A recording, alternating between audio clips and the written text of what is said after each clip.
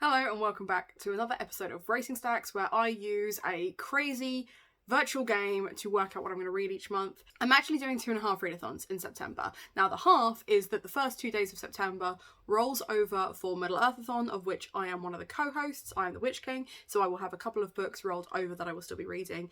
I also have Waywardsonathon, which is the 12th to the 18th, which is just 1 week's worth of readathon. And obviously we have Bookoplathon, which I'm really excited about.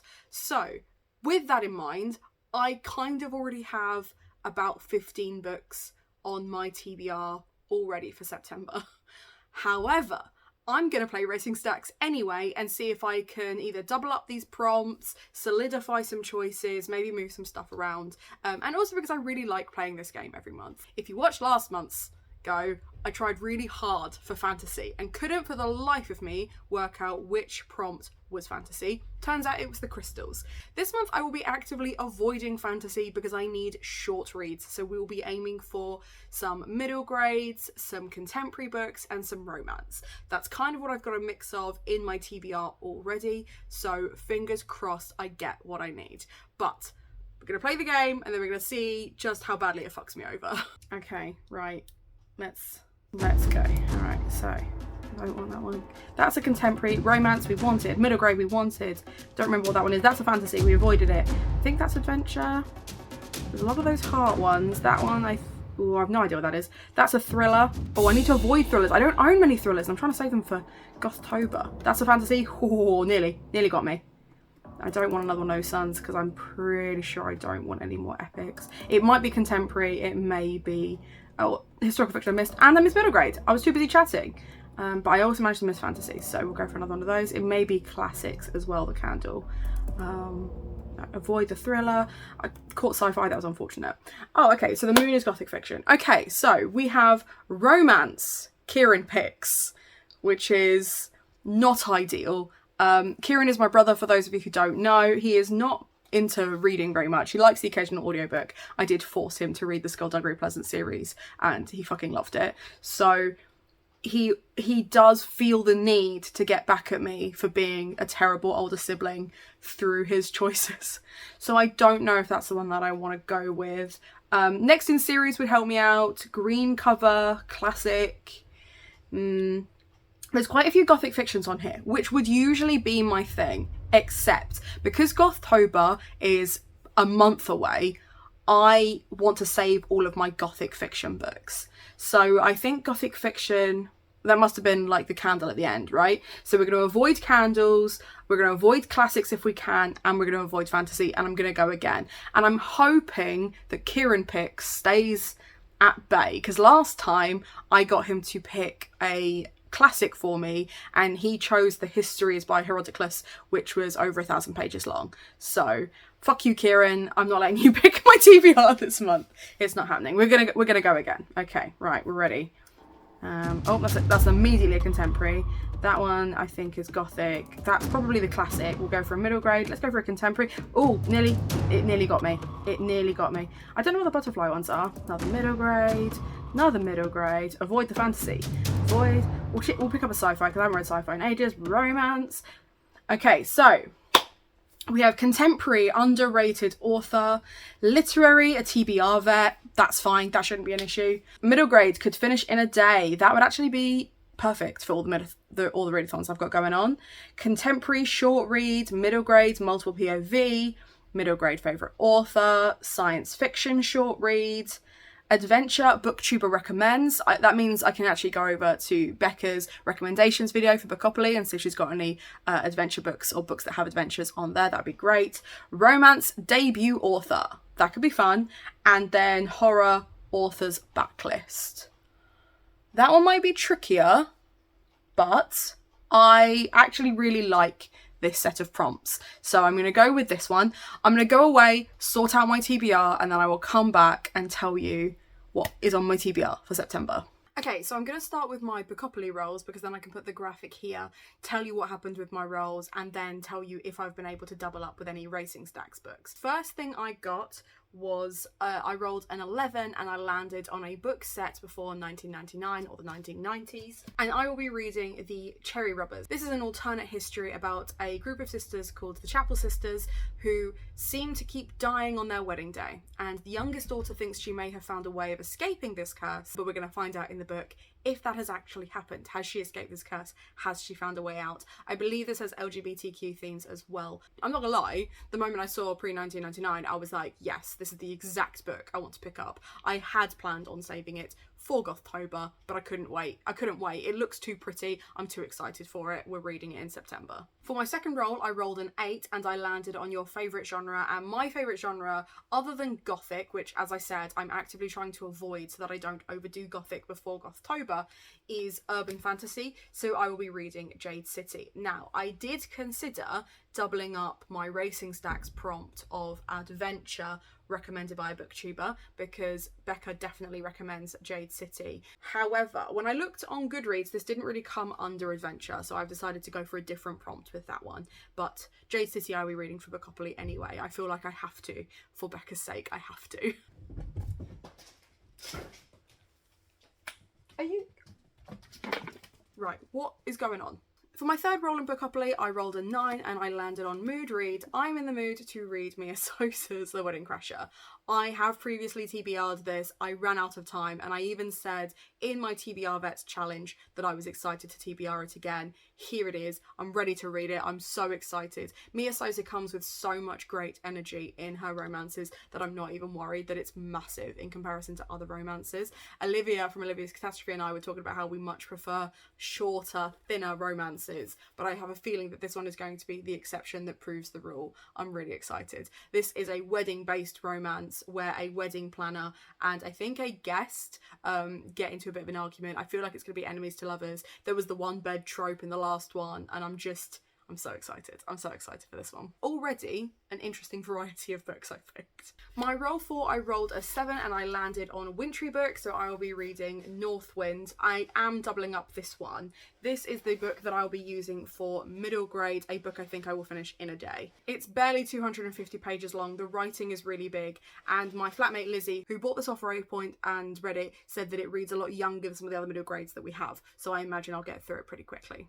And then Bookopoly did me dirty, and my final roll, I rolled a 6, and I landed on lowest rated. So I will be reading Death to a She-Devil, which I'm also reading for Literary a TBR Vet. This is signed, this is by Faye Weldon. This is a contemporary about a woman who is 84, set to retire, and everyone's kind of like sick of her shit already, and I feel like there's going to be a lot of like Faye that I see in it. Faye Weldon was one of my lecturers and is one of my mum's favourite authors, so I will also be doing a vlog all about my mum's favourite reads at some point during September, because why not make life more complicated for myself? I haven't actually grabbed the books already, but in that vlog I will be reading this one. I will be reading Chocolat, which is one of my mum's favourite books of all time, and Flowers in the Attic, which is a reread, but is the first book that my mother ever recommended to me. And I know that shit is wild. It has incest in it. It has child endangerment in it. It has neglect in it. It is a hard read, and I read it first when I was 13. So I'm hoping as an adult it doesn't traumatize me as much as it did as a kid,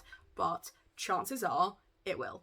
So that vlog to come. Okay, as for the rest of my Racing Stacks prompts, for contemporary and underrated author, I have gone with Elizabeth Acevedo's With the Fire on High. I've read both of her novels in verse and absolutely loved them. I don't think enough people talk about her contemporary novel, and I wanted to find out why. I think she's a highly underrated author, beautiful Latinx language, and I'm really excited for this one. It isn't written in novel in verse, so it will probably take me slightly longer to read, but my expectations are very high. For middle grade, multiple POV, I'll be reading Glass Coffin. This is the third in the Darkwood trilogy. As I've said in previous wrap-ups, I loved the first one. The second one suffered a little bit from sequelitis, but it still had a lot of the bands that I really enjoyed, and this is the grand finale. This is a fairy tale retelling. It's got Snow White, it's got gingerbread witches, it's got everything you could possibly want sarcasm wise, and it's written by one of the authors who works on the Horrible Histories, so it's that kind of British banter that you can expect from these books. They're a lot of fun and just a really, really good time middle grade wise, so I'm really excited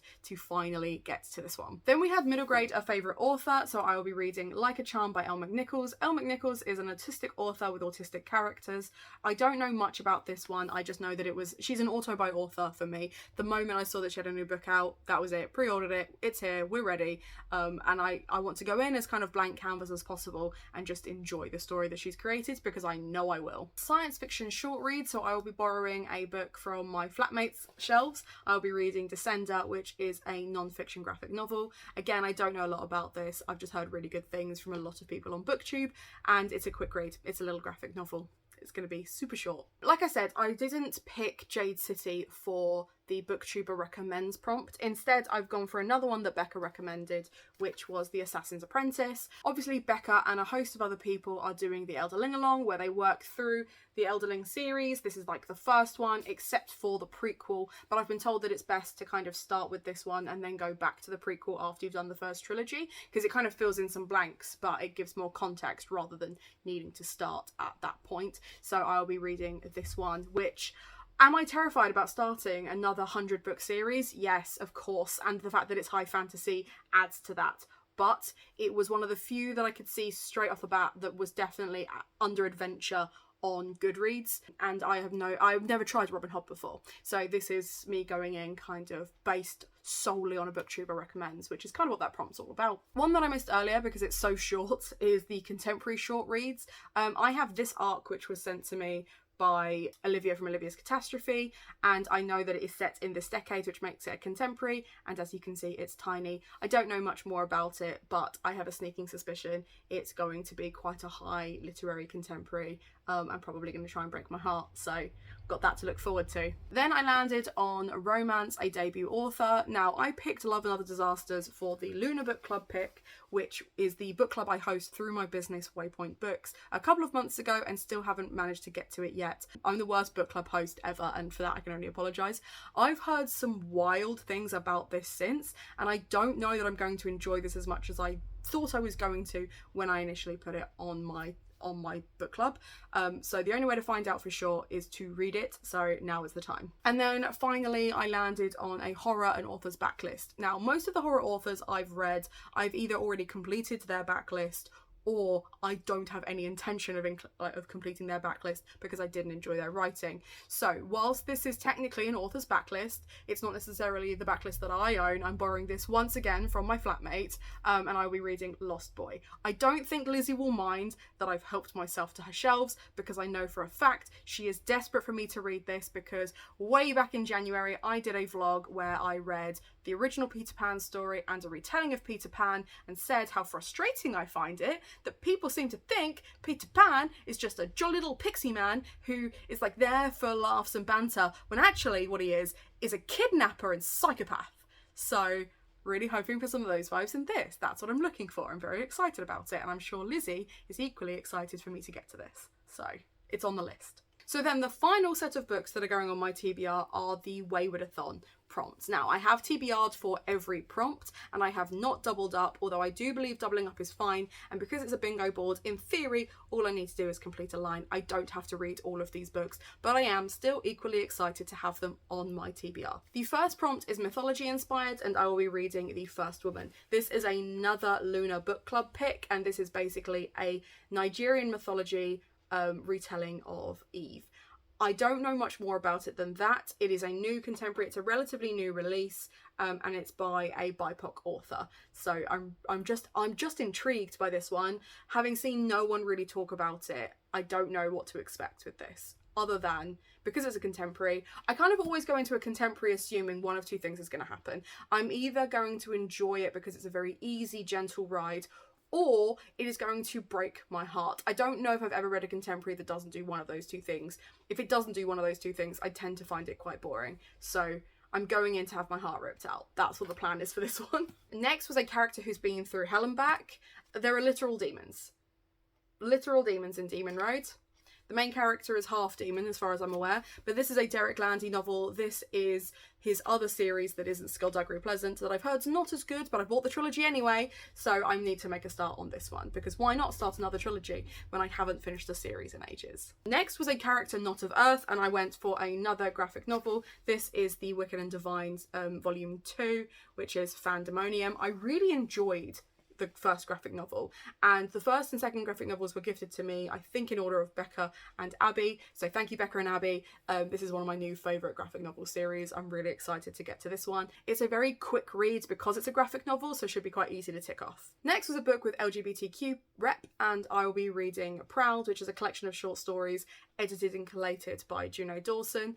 This is also a TBR vet, so if I read it and unhaul it, I get to put a new book on my shelf, which is never a bad thing. But this one was unhauled onto my shelf from Bookish Danny. It's a mixture of short stories. I think there's some illustrations in this and some graphic novel elements. So it's, again, it should be quite a quick read. I like an anthology. So yeah, it should be a good time. For morally ambiguous characters, I'll be reading Jade City, which I've already put on my TBR. Totally forgot to add that earlier. For a large group or group of friends, I'll be reading Big Damn Hero, which is the Firefly novelisation. This is quite a chunky one, so it's not necessarily one that I want to prioritise for this readathon specifically. I would like to at least get started with this one. For a book with a father figure, I've gone a little bit different. I have gone with Just Ignore Him, which is the Alan Davies memoir, or the most recent version of his memoir.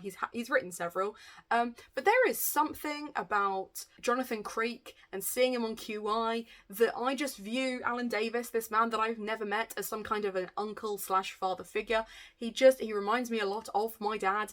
I find him very, very funny, and I just feel like there's going to be something really comforting about this read. Now, I was looking for maybe fantasies that had father figure elements on it. I'm sure I could have found something even remotely similar, but I went with this instead because this is what I was in the mood for, father figure wise. I don't have daddy issues, so finding a book with dads on my shelves was more difficult than I expected it to be, I'll be honest. One of the prompts was witches. It was just as simple as that, so I'm putting witchlings on my TBR. It hasn't actually officially been TBR'd before, so I don't have to worry about the fact that I didn't read it last month. I just fancied reading it last month and then ran out of time, so I'm sure Ali will be thrilled that it is officially on my TBR, and then I officially have to prioritise it. But this is a Latinx middle grade about a bunch of girl witches who I think are going to come across some big monsters as well, so that'll be fun. And then finally,